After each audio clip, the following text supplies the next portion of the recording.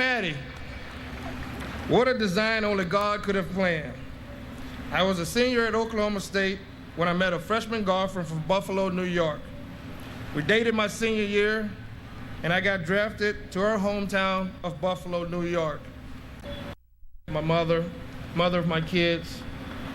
It's been 20 years since we've been together, and I would like to take this time and this opportunity to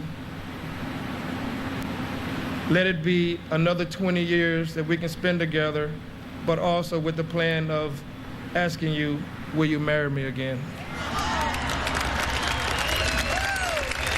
I love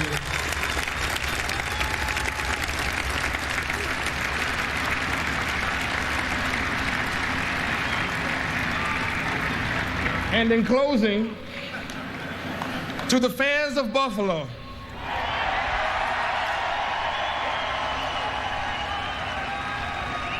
every guy has probably stood up here and in all of these Hall of Fame jackets and probably said that they have had the best fans in the world supporting you. I'm here to say that's hogwash. No fans are like my fans, like Bill's fans. You were all out there freezing, spending hard-earned money to cheer us on. You guys are the best. I don't know how to thank you for the support our team has shown over the years. It was a ride that none of us will ever forget, a ride we would all probably love to hop back on. Unfortunately, we can't buy tickets for that ride anymore, but we will always have those memories. To the city of Buffalo, to the Buffalo Bills organization, I love you. Thank you very much. Tommy, I think that might be a Hall of Fame first, a re-proposal. Yes, yeah. Outstanding speech. We've heard a number of them. It's just been great. Well, it's fitting because there was a wonderful marriage between Thurman Thomas and those Buffalo Bills in the city of Buffalo. I think we've taken an unscientific poll. Western New York may be the most well-represented portion of the country right here in Canton, Ohio. Messenger guard for legendary coach Paul Brown. And before long, everybody got the message. Just get out of his way or else there'll be hell to pay. In a career that spanned from the late 50s to the early 70s, he shined in the 60s when he was on the NFL All-Decade team. No wonder the Cleveland Browns never had a losing season when he was there. His longtime friend and former teammate Bobby Franklin saw it up close and personal with Gene Hickerson, represented today by his son Bob.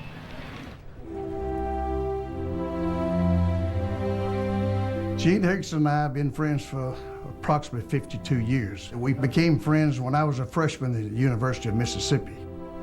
Gene was 2 years ahead of me. He was such a great athlete that the Browns drafted him his junior year. I don't think they drafted a year early unless it was someone real special, and they thought Gene was real special. Everybody knew how strong Gene was, had great feet, had tremendous speed.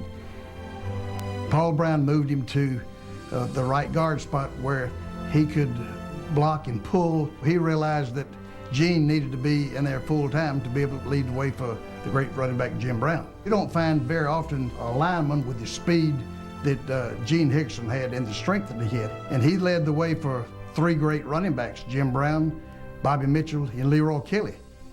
That speaks for itself, and he played for 15 years as a starter.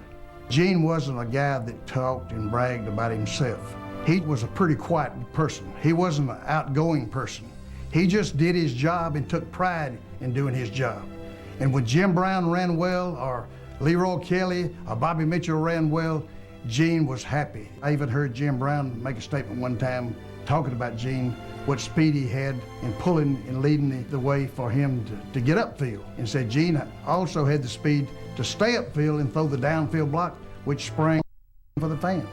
I would say Gene was pretty valuable to the team. He made the Pro Bowl, All NFL, and Gene left the game on his own time. Gene's son, Bob Hickerson, called me and asked me if I would present Gene Hickerson.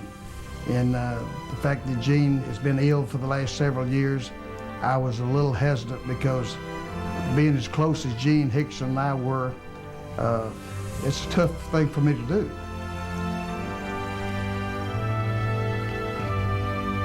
As you can see right here, as you can see today, I've got to make myself tough when I start talking about Gene. But it's a great honor to be asked to present my best friend.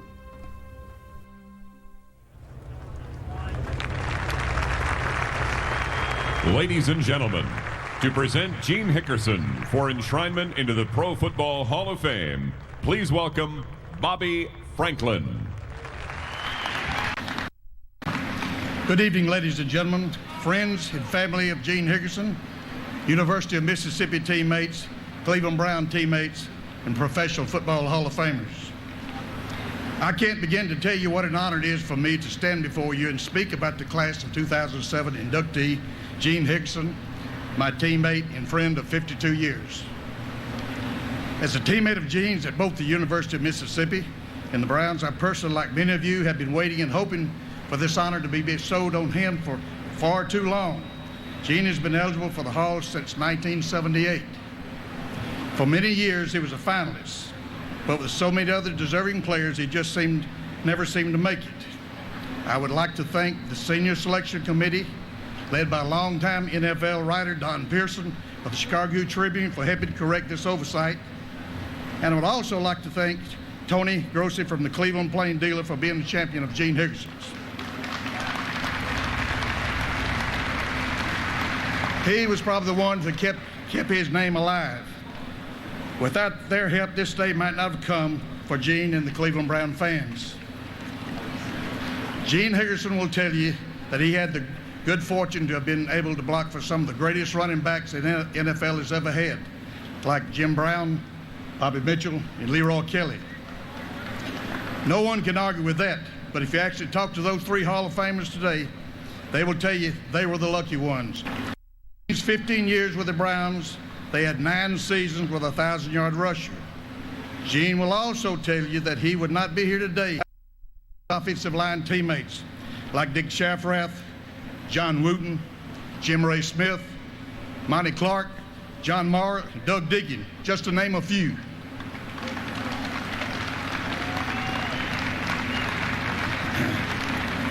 I recently heard Doug Deacon, a fellow lineman of the 1973 Browns, tell a story about Gene. Doug said that during the 1973 season, the Browns were playing the Houston Oilers, who had a hotshot 22-year-old rookie named John Matusak. John was really talking some trash to Gene and telling the old man what he's going to do to him.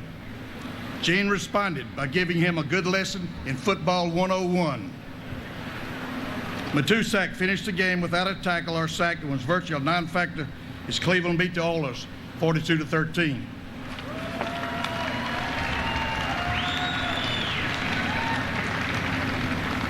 Gene spent his entire career as a member of the Cleveland Browns, a fact that he was extremely proud of. He quietly did his job as well as anyone ever in the NFL. In normal circumstances, I would be almost at the point of introducing my good friend to you, Gene Hickerson. Gene would then step to the podium and tell you how thrilled he is to receive this honor today and crack a joke or two. Unfortunately, he won't be doing that as my friend has become ill in the last year or so and will not be able to speak to you today, even though he is here.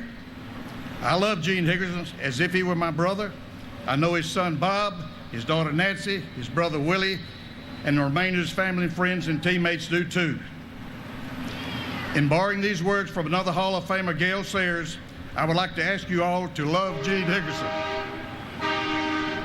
In closing, it is my honor to present to you the newest member in Professional Football Hall of Fame and only the second member to come from the University of Mississippi, joining Bruiser Kennard, and the 16th Cleveland Brown to be inducted.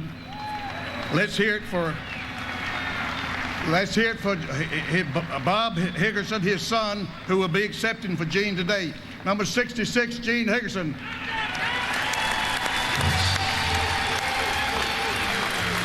There you see Gene Hickerson's son, Bob, who will be accepting the award on Gene's behalf. Gene, in the last few years, has suffered severely from Alzheimer's. He is here and has been here all weekend long, was at the ceremony Friday night where he was given his gold jacket.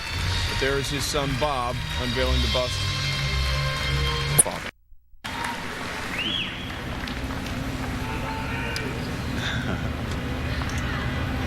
I'd like to say it's certainly my privilege and honor to say a few words on behalf of Gene Hickerson.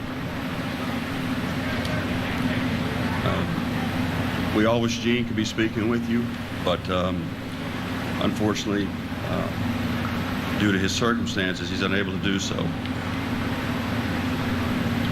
Gene was very, very pleased when he did receive the notification that he had been elected into the Hall of Fame. It's a tremendous honor, and it's a well-deserved crowning achievement of his career. In my opinion, Gene is actually joining football royalty. I've been around a lot of these players this week, and I'm in awe of the great talent and wonderful athletes that he is joining into the Hall of Fame.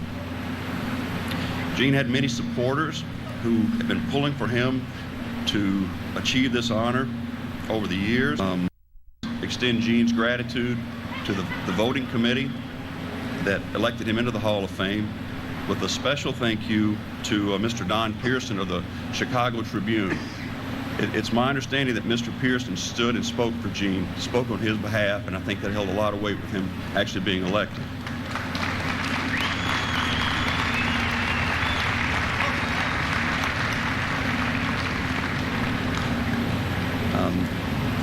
Bobby Franklin recognized Tony Grossi, and I'd also like to mention him. Mr. Grossi with the Plain Dealer has written many articles over the years to keep Gene's name in front of the public and just keep reminding people that Gene deserves to be here in the Hall of Fame. So our thanks to him. A good friend and supporter of Gene's for many, many years, and he told Gene, he's told him for years, he said, Gene, when you make it to Canton, I'm going to be right there with you. And he is. He's actually hosting a reception for him later this evening. So, Hall of Fame. And a few of one of my friends actually said some of the fans have mentioned that they were calling Gene Sweet 16. And I said, well, that might be so, but I believe there's a few defensive backs and few linebackers that probably wouldn't think Gene is that sweet. So also on his behalf, I'd like to extend his gratitude to the many great athletes that he had a privilege of playing with over the years. We're very grateful to Bobby Franklin for agreeing to be his presenter. It's fitting that Bobby is Gene's presenter, because he and Bobby have been best of friends for many, many years, back to Ole Miss days. I'd also like to extend Gene's gratitude to Mr. Jim Houston. Mr. Houston has been very gracious to attend several press events and speak to the media on what it was like playing with Gene over the years and what it was like being a teammate of his. And I'd also like to extend Gene's gratitude to Mr. Doug Deacon and Mr. Dick Shafrath, both who reside in Northern Ohio, and both who've been very close to Gene, and they've been great about visiting Gene and checking on him and see how he's doing and following up on his condition and what have you. I've got a short story I'd like to tell about Mr. Shafrath. I don't know if any of you know or not, but Mr. Shafrath and Gene were roommates in the early days, in their early playing days. And the other day I was visiting Gene, and Mr. Shafrath came in, and they had a reputation of being, shall we say, mischievous throughout the years. And Mr. Shafrath leaned over to me and he said, you know, he goes, all of my mischievous ways and all of my bad habits, he said, I learned them all from Gene. And I said, that's funny, Dick. He said the same thing about you. So that's a true story. So I also wish to express Gene's gratitude to the many, many fans that have been pulling for him over the years. Many people have come to me, you know, if they associate my name with his and say, he deserves to be here, he deserves this honor. So I'd like to extend his gratitude. A special thank you to Mr. Dave Sefcik and Mr. Dave Jakubowski. These gentlemen hosted a website that was linked into the members of the voting committee, and they did a great deal on lobbying for Gene to get votes to be elected here.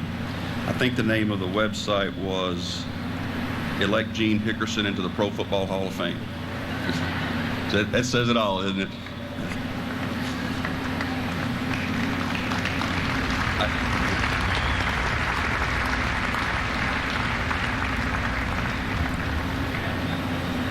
I also, on Gene's behalf, I'd like to extend his gratitude to some very close friends that he has, Mimi and Jimmy Hall and the Hall family. The Hall family have been great friends for Gene over the years, and they're like his family. They're like his extended family. They help with his care. They help visit him and take care of him, and they've been just wonderful friends of his. So I'd like to recognize them. And I also would like to recognize people very dear to me, my wife Eileen, my daughter Caitlin, and my son Clifton, who are with us. Also, my sister Nancy is with us tonight, and her family. Eileen was instrumental in sending many emails and made many phone calls to ask people to vote for Gene when the time came, and I think she was probably the happiest of all when he finally did get the call. The other day I asked her, I said, Eileen, who's the biggest football fan that you know of? And she paused for a moment. She said, I am. And I said, I can't disagree with that. I believe you. I think you really are. So, lastly,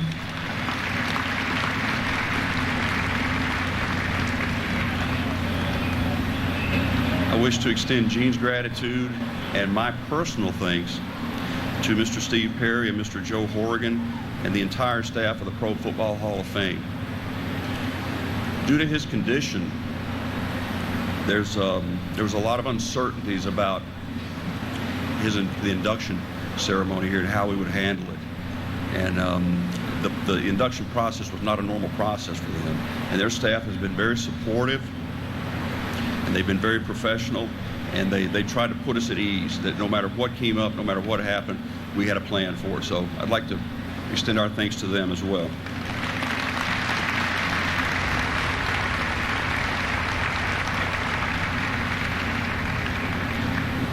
In closing, I'd like to share a story with you that someone relayed to me years ago.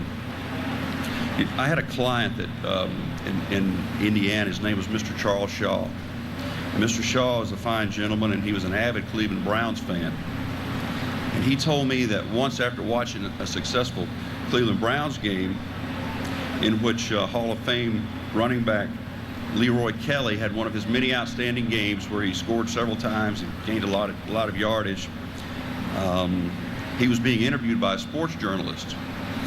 And to set the stage, this was the year after Hall of Fame running back Jim Brown retired. And so the journalist said, Leroy, he said, you just had an outstanding game. He said, you were able to be a backup to Jim Brown for a few years and watch him play. He said, so you probably learned a lot by watching and observing Jim Brown run the football. And he said that Mr. Kelly paused for a moment and said, I did learn a lot by watching Jim Brown run the ball. He said, I learned to follow Gene Hickerson.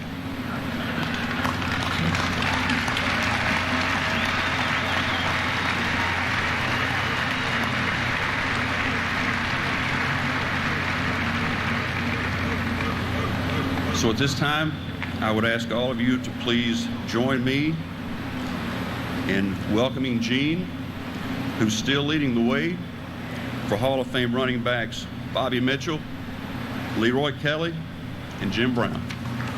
Please.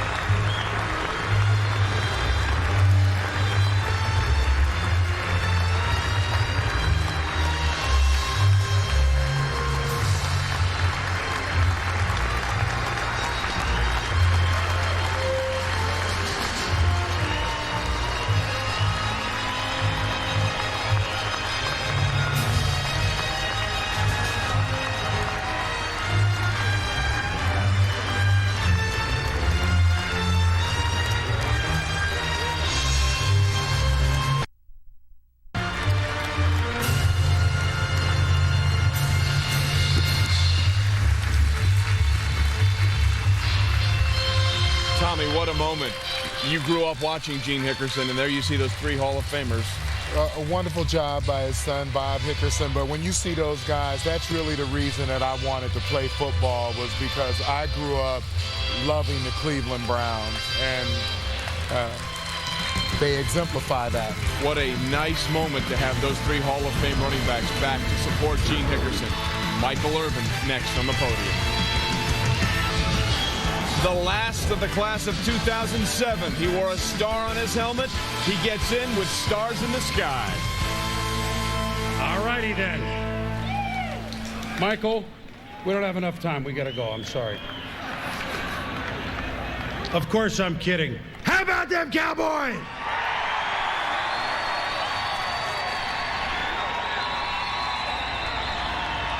They were pretty good, weren't they now? Michael Irvin represented the end of an era, the last #1 draft pick at Dallas by Coach Tom Landry in '88. So in many ways, he also represents the beginning of a new era, because he was there when today's presenter, Jerry Jones, the owner, began his stay in Big D with Coach Johnson, and they were 1-15. That didn't last very long. 92, 93, 95, the Cowboys won the Super Bowls, 3 in 4 years. Clutch receiving, locker room presence, and bravado. A big reason why. This guy, Michael Irvin.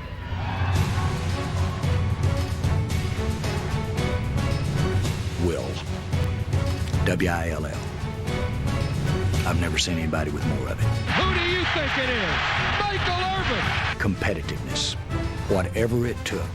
The competitiveness for the entire team, not just for himself. Get the damn job done today. I think a focus. When it was time to practice, it was complete focus. Brilliance by Michael Irvin. Brilliance. What I do? Make plays. That's what make plays, baby. To the person that will ever talk about Michael Irvin, the first thing they'll say is the hardest worker we've ever been around. Is it Michael Irvin or Michelangelo? Strength was his #1 thing. I'm talking about physical strength. When I was on the competition committee, at my protesting, the league made a Michael Irvin rule as to just how much you could use that strength against D-backs.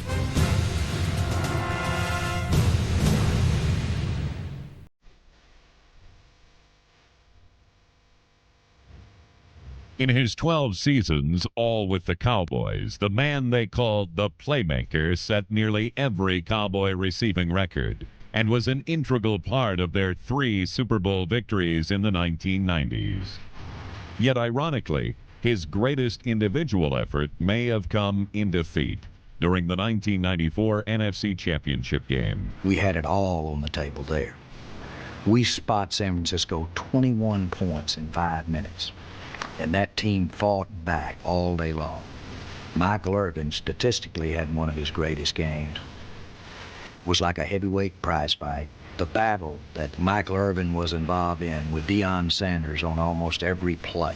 Boy, did he make play after play after play. He has a receiver out there. It is caught. Touchdown, Dallas. It's one of only 3 games that I've ever teared up after the game was over. It meant that much and more to everybody in the organization. From the Rose Bowl in Pasadena, California, it's the Bills and the Cowboys in Super Bowl 27. Go with me, if you will, for a high point in his career, to Pasadena, the Rose Bowl. 100,000 people out there. Beautiful mountains in the background. Michael scored 2 touchdowns in the second quarter. One of them, when he scored, he had his back to the end zone. He wheeled and ran through the end zone with one arm outstretched, and we go up on them. Right then, I had the feeling we're going to be world champions. And there, Michael Irvin was what the scene was all about.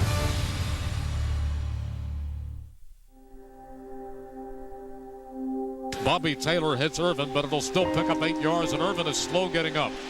Michael Irvin hasn't gotten up yet. Uh-oh, that looks bad. Mike was going across the middle on a short slant, and he didn't get up when he was hit. He didn't get up. That great competitor, the guy who won't take no for an answer, the guy with all that will, was laying there, compromised. I got in the ambulance with him. And we got his wife Sandy on the cell phone. And all of a sudden, he started moving. And he reached over and I said, Michael, you're moving your hand. You're moving. And we got Sandy back there and we said, hey, he's moving. He's starting to move. Boy, didn't realize that was it. Although his career ended prematurely, Irvin's impact and achievements have secured his place in football's most elite fraternity. Induction day will be like the day you get up when you get an opportunity to be in a Super Bowl. It's a privilege to be there. It's a privilege to be a part of it. But more important than anything, to have the honor to get to be a part of Michael Irvin going into the Hall of Fame, be there, have something to say about him going in there. When I know of all of the people that he's touched and the great things that they could say, and for me to get the chance to say those in a few short minutes, it's Super Bowl day for me. Ladies and gentlemen, to present Michael Irvin for enshrinement into the Pro Football Hall of Fame, please welcome Jerry Jones.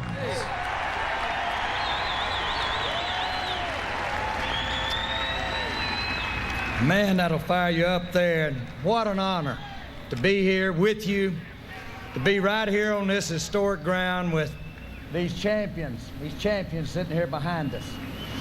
You know, it is unique what can be the makeup of a championship team.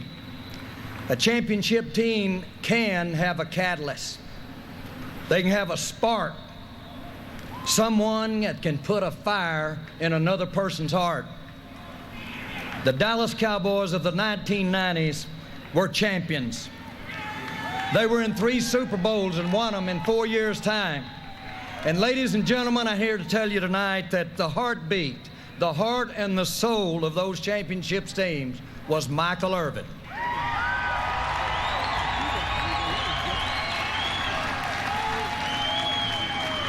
Michael came to Dallas with a self-proclaimed nickname, the Playmaker. Now, at first, many people didn't understand why this young guy would brand himself with such a bold, but we began to figure it out real soon. When it was 3rd and long, and the opposition coaches knew exactly where Troy Aikman was throwing the ball.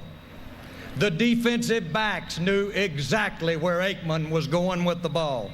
Everybody in the stadium knew where the ball was going, but they couldn't stop it.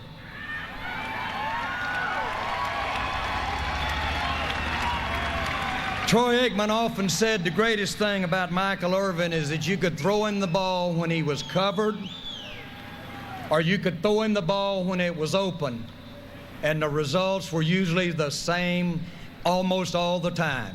It was either a completion, and most of the time it was for a first down. Now, when you've got a quarterback that has that kind of confidence in you, his performance always improved as the level of competition increased. He routinely had his best games against Deion Sanders, Darrell Green, Ron Woodson, Aeneas Williams, and his numbers increased as that long season went along and we got closer to the playoffs. Michael's increased. From the regular season to the playoffs, from the playoffs to the Super Bowl, that was Michael Irvin's best days. At the pinnacle of his career in 1995, he had 11 100-yard receiving games, a mark that is still an NFL record today.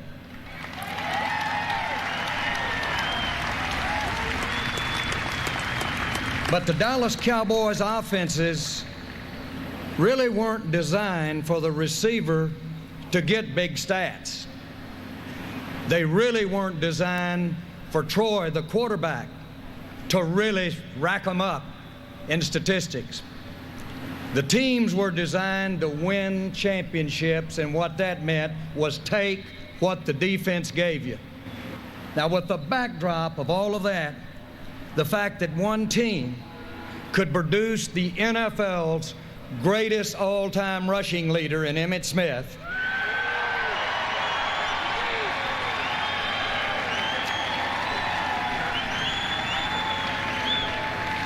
The fact that last year, the first opportunity that he had a chance to be honored with these men, Troy Aikman came into the NFL Hall of Fame. And the fact tonight that Michael Irvin is going to go in the Hall of Fame, it just shows you the team concept and shows you the balance that was there. And the player that epitomized it more than anyone on the team, the player that taught it, the player that embellished it, that was Michael Irvin and his leadership.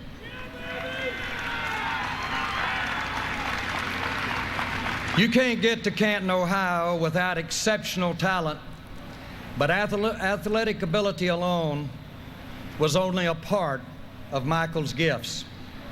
His hard work is legendary. In 2-a-days, the grind of all of it. When you'd be on the field in the morning and in the afternoon, someone would look around and find, where's Michael? And he'd be down on the field with pads on in the hot sun, getting some more in. His passion, his competitiveness were really possibly his greatest gifts. And he shared them with his teammates on a daily basis. He practiced every day with the determination of a rookie that was hanging by a thread. Aikman told me yesterday that Michael would never let the team have a bad practice. If there was a lull, he would create something between the defense and the offense. He'd get some stuff going just so that team could practice and get better for what they had to face Sunday. Maybe that's the quality that separates the good players from the great players, the Hall of Fame players. Or maybe it's just the natural instinct of a man who had 16 brothers and sisters and knew that nothing in life was going to be given to him. In the locker room, he was a teammate first, a competitor second, and a superstar third. His leadership style not only transcended the cliques in the locker room, but his leadership style on our team and our organization went from the locker room and the equipment room all the way to the boardroom. It permeated it. I don't know that we'll see again a professional football player with a combination of skills: smart, resourceful, communication, charm, the kind of charisma and tremendous will with the strength to get the respect of the team. He had his faults, but in a unique way that only Michael Irvin could pull off. His fallibility by the people who followed him, by the people who were looking at him, his fallibility gave them strength because they knew too how fallible they were, and they wanted to see somebody that could go down and come up stronger and try to get better when they got on their feet. That's what Michael Irvin brought to the Dallas Cowboys in his locker room. He learned the game from his older brothers in Fort Lauderdale. He had a great high school that he played for, St. Thomas High School. He became a star at the University of Miami, drafted by Gil Brandt and Tex Ram. He was nurtured by Coach Tom Landry, and he was coached in college and embellished when he got to pro football by one of the greatest coaches, Jimmy Johnson.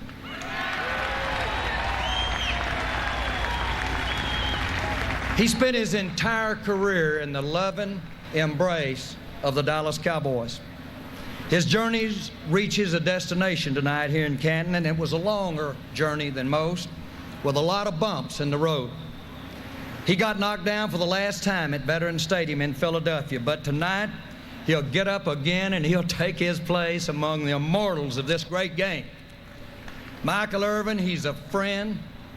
If you're in my shoes, you feel like it's a son. He's an inspirational and a natural born leader.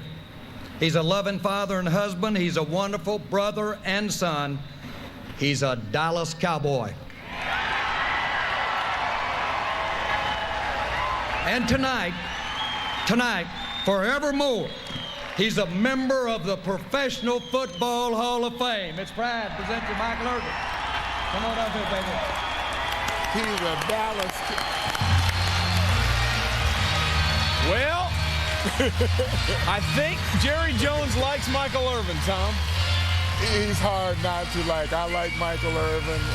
It's just, you know, all of the things that Jerry Jones described, you know, I know to be true. I know to be true. And of the triplets, now 2 of them are in the Hall of Fame. Aikman and Irvin, and Emmett's on deck. Here he is, ladies and gentlemen, Michael Irvin.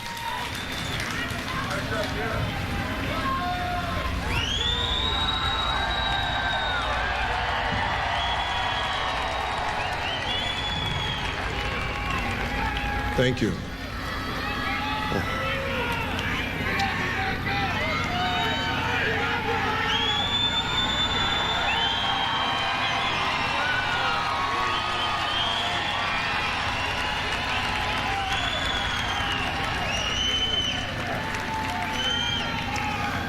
Father, I'd like to thank you for allowing all of us to travel here safely, and thank you in advance for the same in allowing us to travel home.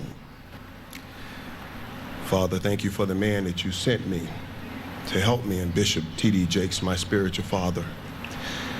And I ask you now to put your arms around my Hall of Fame classmate, Gene Hickerson, and his family. Father, hold them tight and love them right.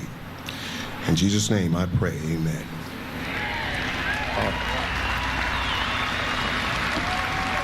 Hey, thank you. I want to send a special love to all the people in Dallas, Texas.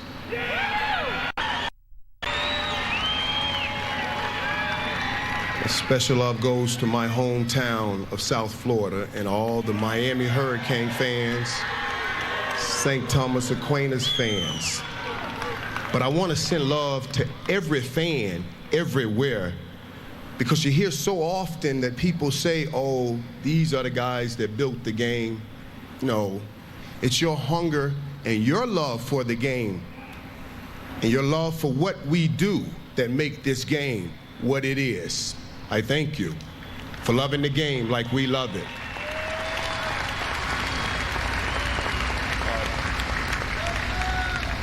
Cowboy had a bit of a concerned look on his face. And I said to him, I said, we will have fun and we will win Super Bowls. You see, I knew Jerry had put all he had into purchasing the Cowboys, and that's the way I see Jerry. He's a man that's willing to give all he has, and all he wants is to bring the Cowboy family Super Bowls. Jerry, I appreciate your commitment to family, the Dallas Cowboy family, and your own family. He has a beautiful wife, Jean, and I tell her this. I just love her to death. Her spirit exudes beauty. Her mannerisms exude class. She's one of a kind. Jean, I do love you. They have beautiful kids. Daughter Charlotte, son Stephen and Jerry Jr. Each have played a role in my life, and I thank all of them. So heartfelt thank you to the selection committee, especially Rick Goslin and Shireen Williams. Shireen is the first woman to have a seat on the selection committee. So Shireen, congratulations to you.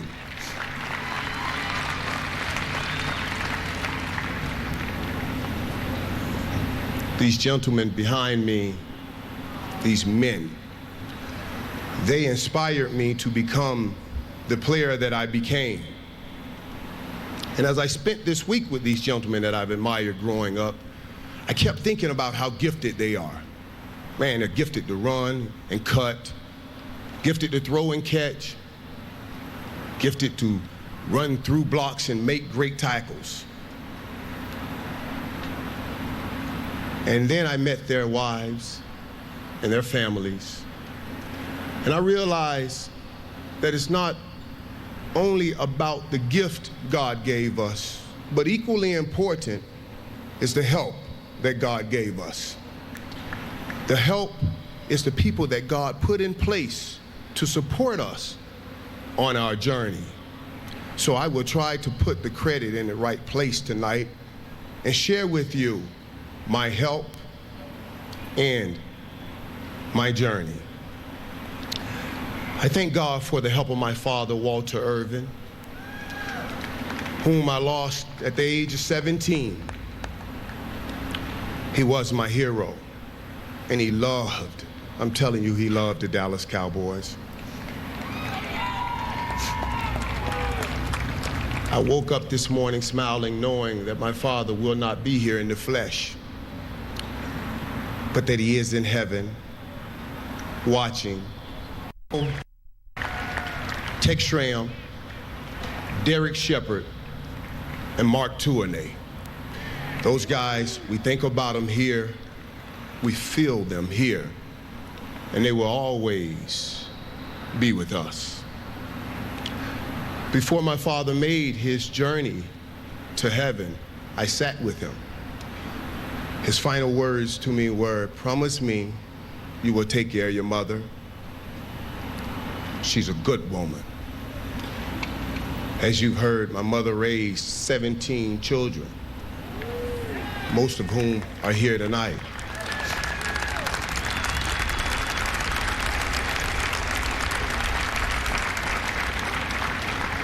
There were challenges, but she would never complain. She always walked around the house and said, "God has promised me that my latter days will be better than my former days." My mom and my Aunt Fanny, her older sister, they are part of my travel squad now. And as we travel, all they want is a nice room and an open tab on room service. And when my work day is done, I get to come by their room and we tell stories and we laugh and we have fun. And we always end the night with them telling me, "Baby, this is what God meant when he said our latter days will be better than our former days." You know,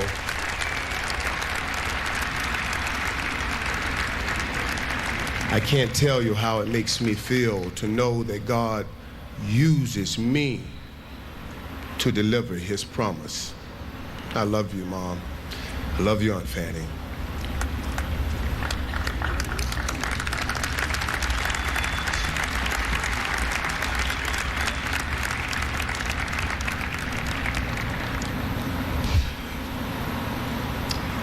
For better or for worse, those are the vows we take before God in marriage. It's easy to live with the for better, but rarely can you find someone who sticks around and endures the for worse. Sandy, my beautiful wife, I have worked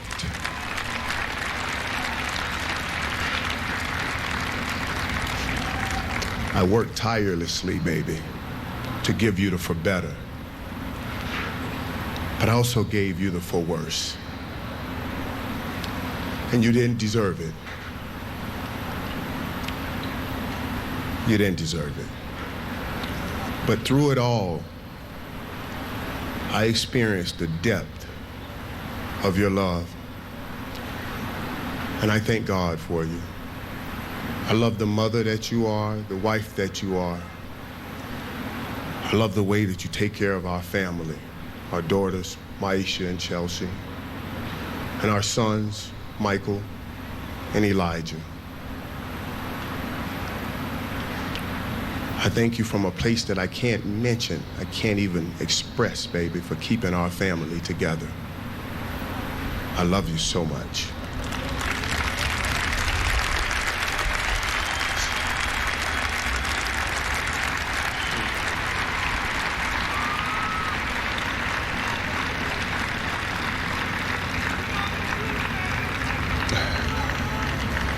My football family, as Jerry told you, began at St. Thomas Aquinas High School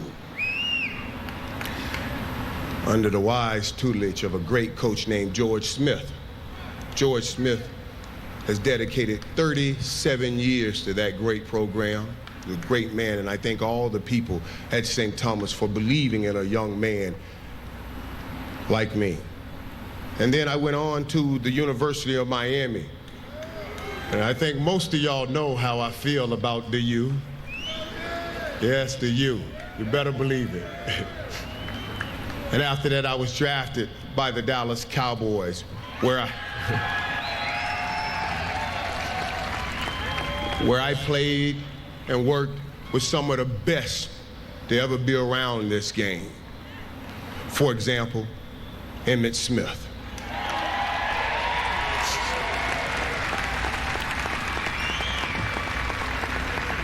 Emmitt Smith is the all-rush. I doubted him, like I think everybody would have. But what an inspiration to be in a room and see a man set a goal so high and then be persistent, be dedicated, and accomplish that in which he set out to accomplish. Emmitt, you're an inspiration to so many.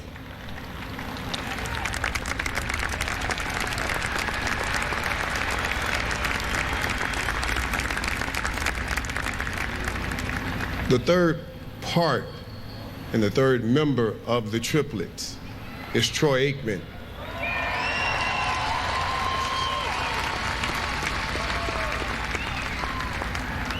My quarterback, our leader. Troy Aikman led us to 3 Super Bowls. When I say led, I mean led. To 3 Super Bowls. It's all time. He's the winningest quarterback in the decades of the 90s. And then if you talk to him and you ask him what's his most memorable game, he will tell you that 94 NFC Championship game that everybody's talking about. It's a game that we were down by 21 and we lost, but we never gave up. That's the mark of a true leader. All he wants is for each player. One of my games, for all of those reasons, but it had a little something extra for me. We were down 21, and Troy came in that huddle with those big blue eyes, and he looked up, and he said, "Hey, I'm coming to you no matter what." Whew. Let me tell you, as a wide receiver, that's all I ever wanted to hear. Just come to me no matter what. And he did. He came to me no matter what. But Troy, you've always come to me no matter what. And I'm not just talking about on the football field. And for that, you have a special place in my heart, and you always will, no matter what. I love you, Troy. I love you deeply.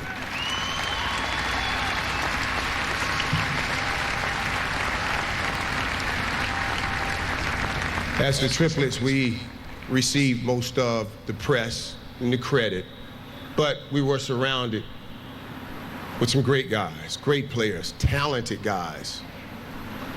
Guys like Darren Woodson, Dallas Cowboys all-time leading tackle.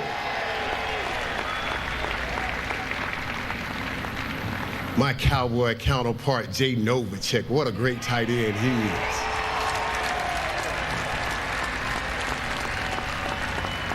Darryl Johnson, the unsung hero, Moose.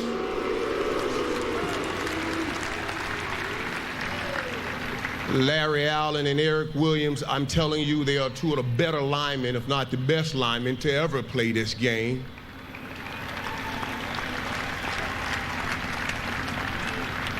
The big fella, Nate Newton. Jim Jeffcoat. Great players, you also need great coaches, and we had that. We had guys like Norv Turner, Dave Weinstead, Dave Campos. My position coach, Coach Hubbard Alexander, who is my heart. Coach, you took me as a young man out of high school, and I know I gave you a lot of mess through the years. Thank you for being there, Coach. And our head coach, he will always be my head coach. That's Jimmy Johnson.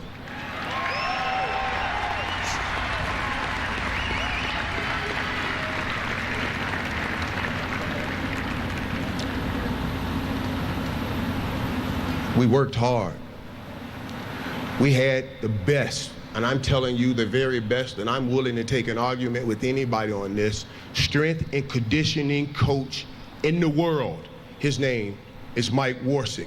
He has 6 Super Bowl rings. 6 people, twice. He has won 3 Super Bowls in 4 years, once with us, and now with the New England Patriots. So if anybody wants to take an argument, I am a debater. I am here and ready. Mike Warsick, you are, man, the very best. You put me back together from that knee injury. And as we always tell each other when we say goodbye, Miss Pa, which means may God hold you till we see each other again. I also walked on campus at the University of Miami, same day, with our PR director, Rich Dalrymple. And I know some of you are saying it's fitting that you are tight with the PR director, Michael. You know, but Rich has been a great friend. When I walk in his office now, Rich has pictures of us. He has pictures of us at the University of Miami when he has this nice, beautiful black hair. And then he has pictures of us now when he's all gray. And he says to me all the time, "You see these gray hairs?" I say, "Yeah." He says, "You gave them to me." And I tell him, I say, "Well, you see those 4 championship rings you have? I gave them to you too."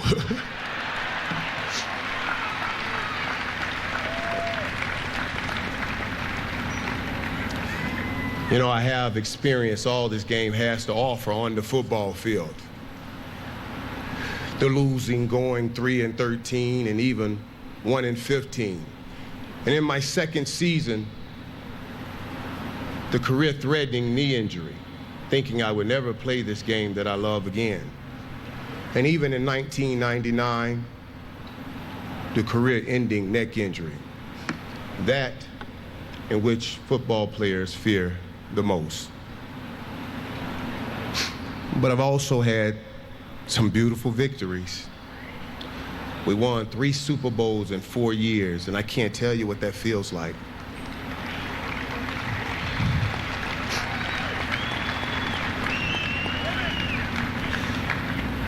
And we did it with guys that we loved to play with and guys that we loved. Folks, I'm telling you, that's the true essence of a football family. And that's exactly what we are. Not was, what we are. I love all of those guys that I played with.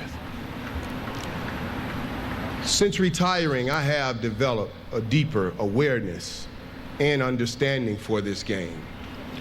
First, as a fan, and then as an analyst. That is where I've learned that it's so much more than merely a game. Thanks to ESPN, thank you ESPN, for giving me the opportunity to travel to NFL stadiums throughout this country, visiting with fans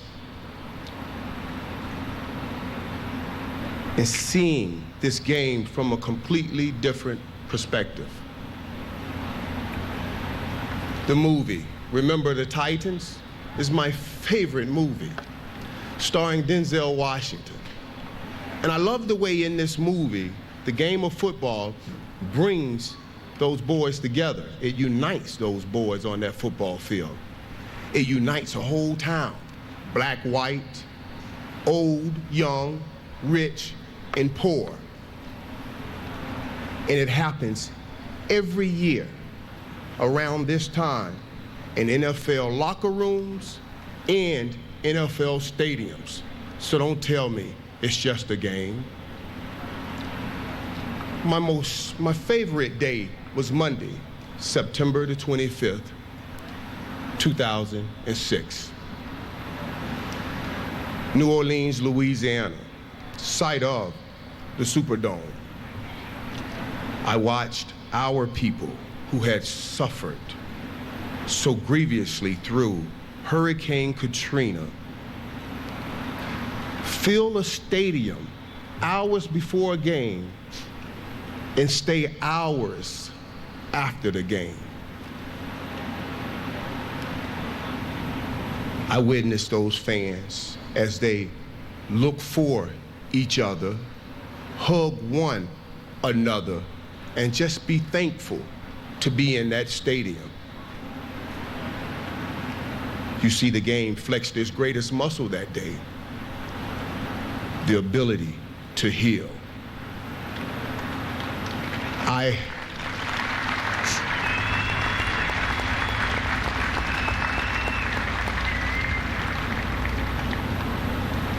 experienced a football game that contributed to the healing of a city. So don't tell me it's just a game. You know, the Bible speaks of a healing place. It's called a threshing floor.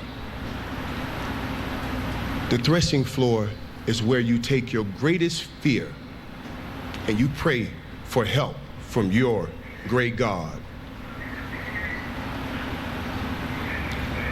I want to share something with you today. Michael and Elijah, could you guys stand up for me?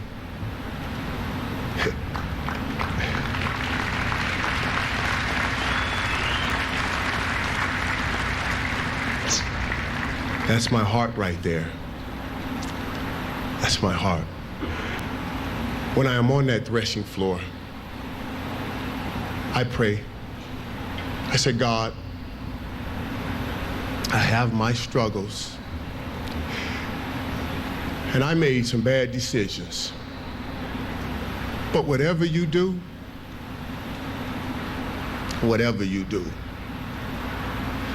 don't let me mess this up.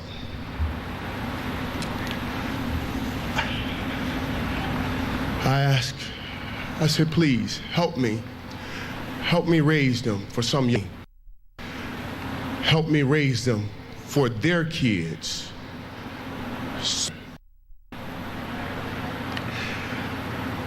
And I tell you guys to always do the right thing so that you can be a better role model than Dad. I sat right here where you are last year and I watched the class of 2006.